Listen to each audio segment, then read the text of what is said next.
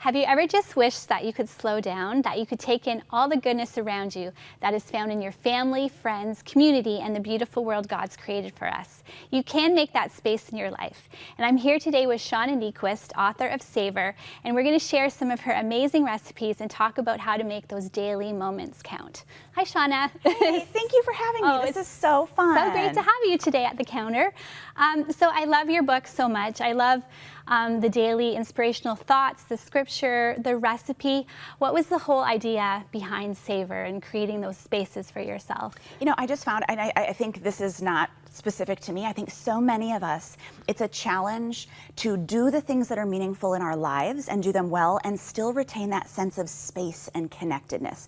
So the book, a lot of it is my own wrestling with how to really savor those deep moments in life as opposed to just blasting right past them. Yeah, and I think that's important for all of us to learn at every stage that we're in. And I know you're a mom with a young family, so those moments and just being present in those times are important. So I thought we would look at some of these recipes. Wonderful. Because they're so delicious and yummy. So I picked a couple that I really liked. And I like that all the recipes have a story behind them. And why is it so important to have, why did you put recipes in this devotional style book? Well, you know, when we first talked about it, I know it sounded sort of crazy to people, like, why on earth would there be recipes in my devotional? But when I think about spiritual life, the fullness of spiritual life doesn't happen only when we're alone with our Bible, with our journal, with a devotional. That's part of spiritual life. But the table is another one of the most sacred spaces. Anytime that we connect with one another, we nourish one another, we nurture one another. So the recipes, they end up being about every 2 weeks in the kind of the timeline of the devotional, and that's intentional. It's sort of a reminder to say, if you've gone with more than 2 weeks without gathering the people you love around your table, now's the time to connect and to make space for that. I love that. We often don't connect that to our spiritual life, but it's perfect. I love it. So let's start and look at some of these recipes. The first one is the wild rice salad. Yes. So what's the story behind this recipe? So I am not an athlete, but in 2010, I ran the Chicago Marathon with Team World Vision, and it was an amazing experience. But like anything, when you kind of change your lifestyle, when you're training that many miles, I found myself so hungry. And so this was like the thing that just hit the spot, and it's super versatile. I make it now a lot for like potlucks or barbecues because you can put tons of different stuff in it, or you can make it really simple, you can add different herbs, but it's a really like hearty, kind of goes a long way kind of meal. And I liked it. There's olives, my favorite cheese, bocconcini cheese. Oh yeah. That's really why I made it, because that's my favorite. And sausage and peppers, and I do love that you can add lots of different things. But yeah, super yummy, really good.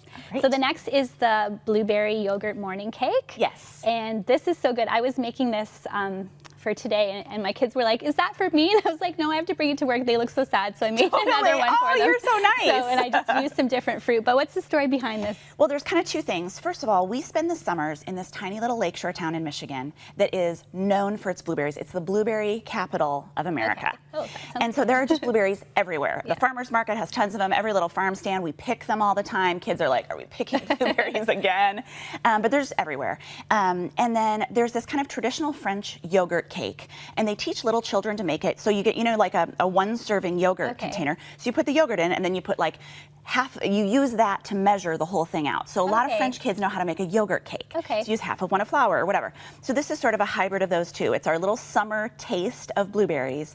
But then I figure the yogurt makes it more like a breakfast cake. So I feel okay about giving it to my kids for breakfast. It's like having a yogurt. Yeah, I'm pretty sure my kids did have that for breakfast today, so it's good. And after we'd make coffee and eat the cake. Perfect. And so the last dish here was different, so I wanted to try it. Is the curried cauliflower. So tell us about that dish. Well, I love curry. I love anything with a little bit of spice. I love Indian food, and I'm always looking for ways to add a little bit more flavor to something that people don't generally get too excited about. I don't know that many people that are like, "Oh my gosh, what I love is just the pure flavor of cauliflower," right? So if you add kind of the nuts and the spices and the raisins, it sort of puts a new twist on something, and it's really quick too. I'm always looking for really quick, easy ways to get dinner on the table, and so the curried cauliflower is one of the ways to do that. Yes, it's very good. And I like to, you know, the day before I made this, I made the rice beforehand, so I had it ready to go, and then I chopped up the cauliflower the night before. So they're easy ways. I know for me, as a busy mom, I just need easy, you know, that I can put stuff together. So well, and I think that's part of the deal is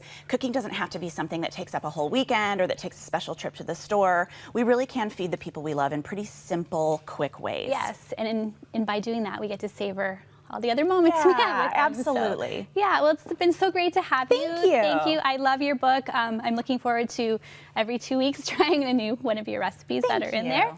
And make sure that you head to our e-store at 100huntley.com and pick up your copy of Savor. It will help clear space in your life every day to help you hear from God and to be present in your moments. Thank you, Shauna. Thank you.